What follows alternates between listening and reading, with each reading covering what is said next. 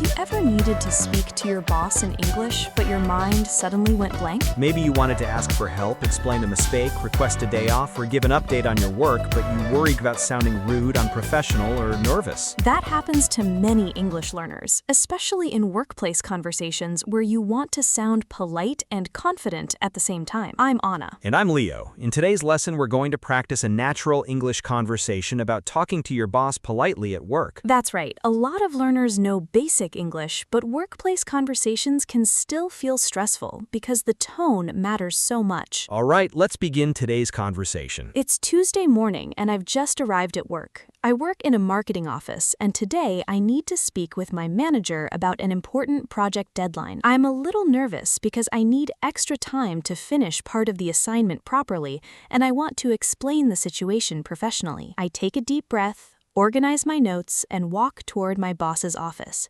The door is open, so I gently knock before entering. Good morning, Anna. Come in. Good morning, Leo. Do you have a few minutes to talk? Of course. What's going on? I wanted to discuss the Henderson project timeline with you, if now is a good time. Sure. Have a seat. What would you like to go over? Thanks. I've been making steady progress on the campaign materials, and most of the work is moving forward well. However, I ran into a few unexpected issues with the client revisions yesterday afternoon. I see. What kind of issues are you dealing with? The client requested several major design changes much later than we expected. Some of the original graphics now need to be completely updated, and that's going to take additional time to complete properly. Understood. How much extra time do you think you'll need? I believe I can finish everything by Friday afternoon instead of Thursday morning. I didn't want to wait until the last minute to mention it, so I thought it would be better to speak with you early. I appreciate that. Communicating early is always helpful. I'm glad to hear that. I've still been working hard to stay on schedule, but I also want to make sure the final result meets the quality standards we promised the client. That makes sense. Quality is important, especially for a major client like this one. Exactly. I didn't want to rush through the changes and submit work that feels incomplete. Fair enough. Honestly, I'd rather receive strong work a little later than poor work too quickly. I appreciate your understanding. Have you already updated the client about the revised timeline? Not yet. I wanted to speak with you first before communicating anything externally. That was the right decision. We should make sure we're aligned before responding to the client.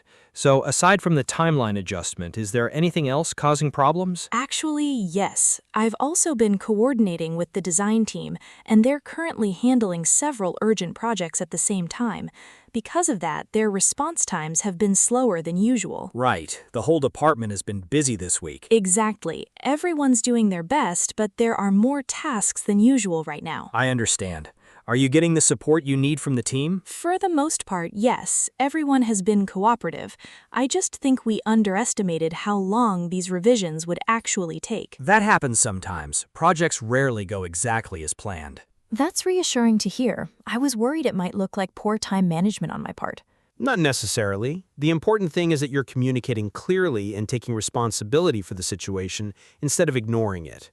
I appreciate that perspective. Have you considered prioritizing the most urgent materials first? That might help reduce some pressure. Yes, actually. I already reorganized my schedule this morning. I'm focusing on the presentation slides first because the client needs to review those before anything else. Good thinking. That sounds like the right approach. After that, I'll finalize the social media graphics and then complete the printed materials. Sounds organized. I'm trying my best to stay efficient without sacrificing quality. That balance is important in professional environments. There's actually one more thing I wanted to ask about. Go ahead. Would it be all right if I worked from home on Thursday afternoon? I think I'd be able to focus more effectively on the final revisions without office distractions. Normally, I prefer the team to stay in the office during major projects, but in this case, I think that's reasonable. Thank you. I'll stay available online the entire time and respond quickly if anything comes up. That's fine. Just make sure you're reachable during business hours. Absolutely. And Anna, thanks again for bringing this up professionally. Some employees wait until deadlines are already missed before saying anything. I've learned that early communication usually prevents bigger problems later. That's very true. I also didn't want the team to feel surprised or unprepared. That shows maturity and professionalism. I appreciate hearing that. I still sometimes feel nervous during these conversations. Honestly, that's normal. Even experienced employees sometimes feel uncomfortable discussing delays or challenges with their managers. That actually makes me feel better. The key is staying calm, being honest, and focusing on solutions instead of panic. That's good advice. Also, remember that professional communication doesn't mean sounding cold or overly formal. You can still sound natural and respectful at the same time. I've noticed native speakers often sound polite without using extremely complicated language. Exactly. Sometimes simple phrases are the most effective. For example, saying, "I wanted to discuss something with you," sounds much softer and more professional than saying, "We have a problem." That difference in tone is really important. It definitely is. Tone can completely change how a conversation feels in the workplace. I've also noticed people often use phrases like, "would you mind?" or "could we?" instead of direct commands. Right. Those phrases help conversations sound more collaborative and respectful. Collaborative, that's another useful workplace word. It is. Collaborative describes people working together cooperatively. Collaborative. Understood. You're doing well. Your communication today has been very professional. Thank you. I've been trying to improve my confidence in workplace English conversations. And it shows. Confidence often grows through repetition and practice. That's encouraging to hear. So let's make a plan. We'll inform the client about the updated Friday delivery timeline, and we'll explain that the extra time will help ensure stronger final materials. That sounds fair. I'll also speak with the design department manager to see whether someone can temporarily assist your team tomorrow morning. That would help a lot, actually. No problem. We're all working toward the same goal here. I appreciate the support.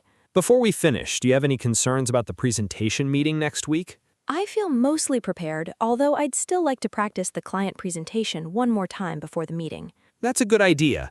Presentations usually go more smoothly when people rehearse in advance. Exactly. I want to sound confident and organized when answering questions. You probably will. You already communicate clearly during internal meetings. Thanks. Public speaking still makes me nervous sometimes, especially in English. That's understandable. But remember, clarity matters more than perfection. Most clients care more about good communication and preparation than flawless grammar. That takes some pressure off. Good. And if you'd like, we can schedule a short practice session on Monday afternoon. I'd really appreciate that. No problem at all. There's actually something else I've been wondering about. Sure, what is it? Sometimes during meetings, people speak very quickly, and I worry about asking them to repeat themselves because I don't want to interrupt. That's completely okay to ask. In professional settings, clarity is important. It's better to politely ask for clarification than pretend to understand something you missed. That's true. I guess I just worry about sounding unprepared.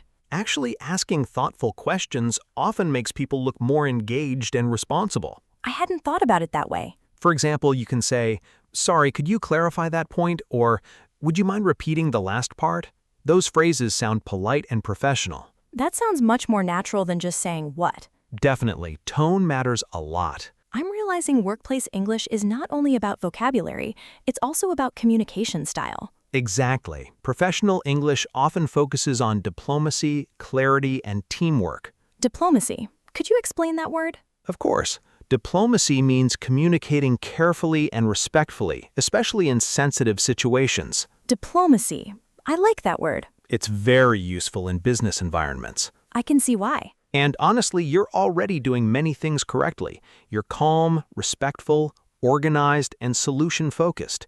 Those qualities matter a lot in professional communication. Thank you. That gives me more confidence moving forward. Good. Confidence grows little by little. Well, I appreciate your time today. I know you're busy. That's all right. Supporting the team is part of my job too. I'll send you the updated timeline document within the next hour. Perfect.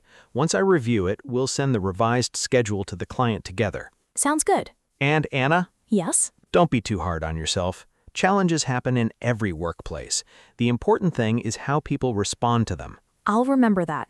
Thanks again for being understanding. Of course, let me know if you need anything else. Will do. Have a great rest of your day. You too, Anna. After the meeting, I head back to my desk feeling much more relaxed.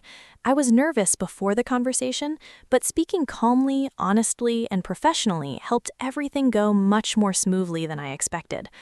A little later, I began updating the project timeline and organizing my tasks for the rest of the week. Instead of feeling stressed and overwhelmed, I now feel focused and supported. And that brings us to the end of today's conversation about talking to your boss politely in English. We hope this lesson helped you feel more confident about workplace communication. Remember, you do not need perfect English to have professional conversations. Speaking clearly, respectfully, and honestly already makes a big difference. And don't forget, it's completely okay to ask questions, request clarification, or discuss problems calmly. Those are normal parts of professional communication in every workplace. The more you practice these conversations, the more natural they'll start to feel. If you enjoyed practicing with us today, please like the video and subscribe to the English Talk channel for more real-life English conversations. Thank you so much for spending time with us today. Keep practicing, keep improving, and keep believing in your progress. We'll see you again in the next lesson. Take care and goodbye for now.